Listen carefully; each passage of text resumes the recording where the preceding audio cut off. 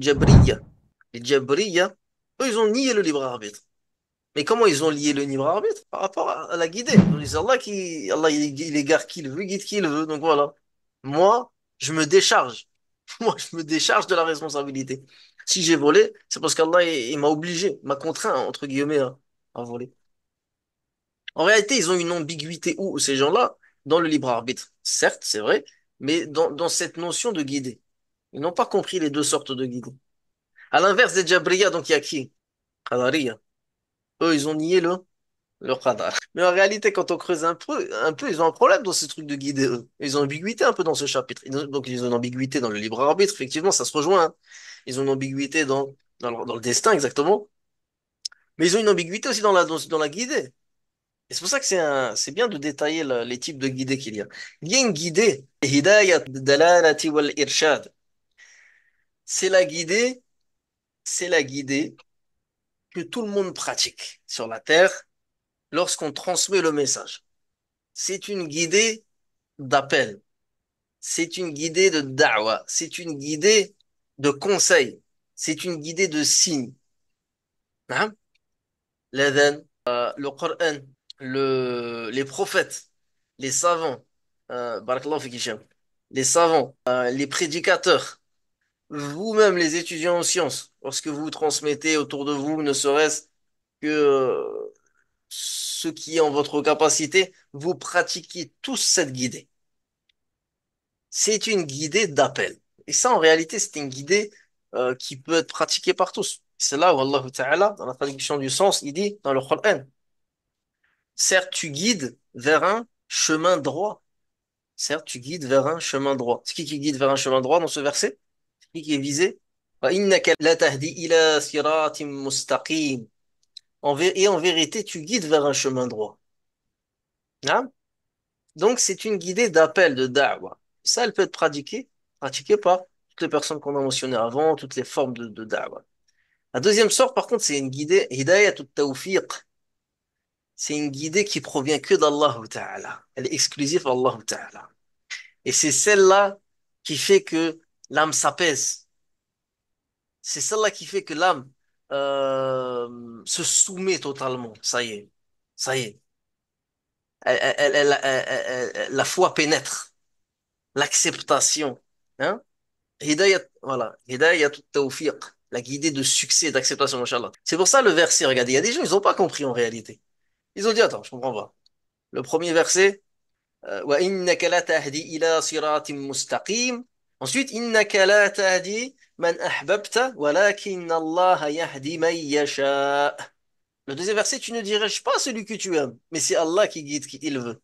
Comment on va comprendre ça? Les gens qui n'ont pas de connaissances dans le Coran, qui n'ont pas de sciences profondes et un minimum d'études, un minimum de connaissances islamiques, ils vont dire ça, c'est des versets contradictoires.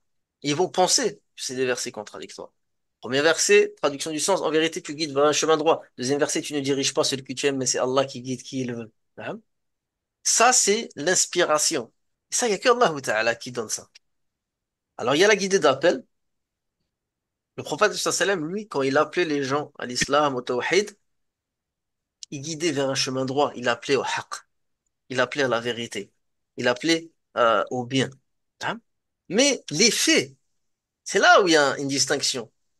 Les faits que tu fais dans ta da'wah, quand tu viens, tu appelles les gens à l'islam, tu appelles les gens à telle pratique, à tel bienfait, au monothéiste, à telle règle, halal ou haram, etc., à l'iman, tu appelles dans un chemin droit.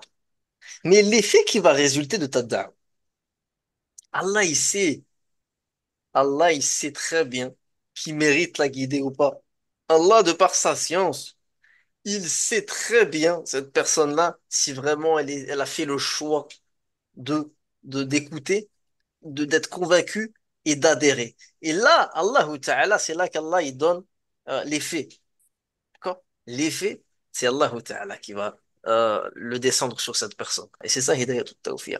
L'inspiration, la finalité. Allah Ta'ala, il n'est pas un injuste. Allah, il sait très très bien qu'est-ce qu'il y avait dans leur cœur, quel choix ils ont fait, quelle pensée les habitait.